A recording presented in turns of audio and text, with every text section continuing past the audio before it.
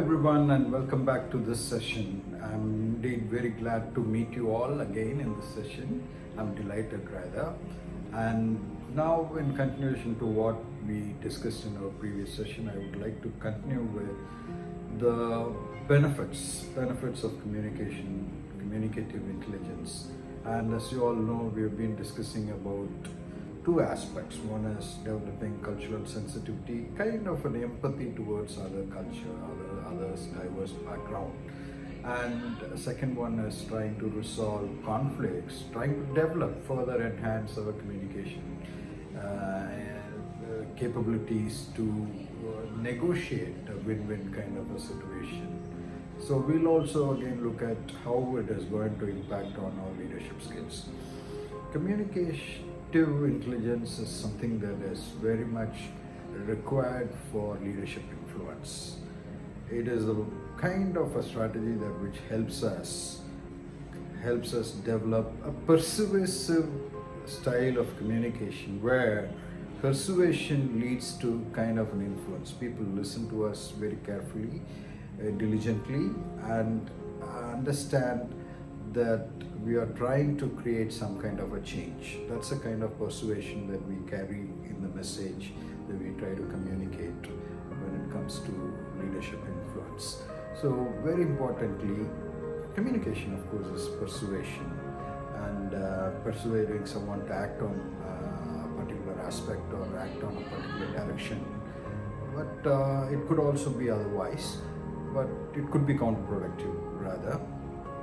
But in this case, developing a communicative intelligence influences our leadership style in the sense we are strategic, we know what we have to say, and we kind of understand the audience better and try and understand the message that we are planning to convey in a very meaningful manner and choose right words and actions for particular delivery of that particular message. So in a way, it creates a kind of an influential impact if it is framed properly, framed clearly, and framed very, very concisely and to the point.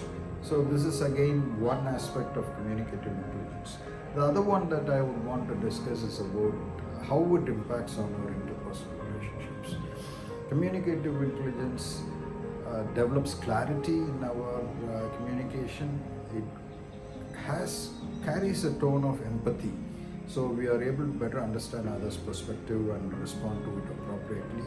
Use a body language that is very, very significant and impactful, so that whatever messages that we convey creates a meaningful relationship, meaningful interpersonal relationship. It tries to bring in a kind of peace in the minds of the listener, in the sense it tries to convey the message in a very clear, efficient and empathetic manner that want to be heard by the person. And it is of course driven by a very thoughtful deliberation that has happened in our intrapersonal communication and framed accordingly to manage the relationship in a very appropriate manner. And third important thing that I would want to discuss here is the kind of career advancement that it brings. Communicative intelligence definitely, as I had mentioned in the previous episode, helps us harness social capital. It also helps us advance in our career because it is going to create meaningful relationships with our own team of teammates, co-workers, colleagues, subordinates and superordinates, whoever that we are relating to. It is going to create a kind of a very meaningful relationship, as I mentioned before, and this is going to in fact take us a little further in the sense it is going to advance our career if our relationships at workplace is going to be very meaningful. It is also helpful in trying to maneuver relationships and try and get to know what options are available before us and kind of develop a very meaningful coordination of our own work and the kind of influence that we try to generate to influence others to take up the job that we want them to take up and do it, take it forward. So this is one aspect of it. The other one is in problem solving. Communicative intelligence, in fact, tries to help us in solving complex problems, because we know for sure that our decisions are based on developing enough informational capital. It is based on a thorough understanding and research that which leads to clarity in our decisions.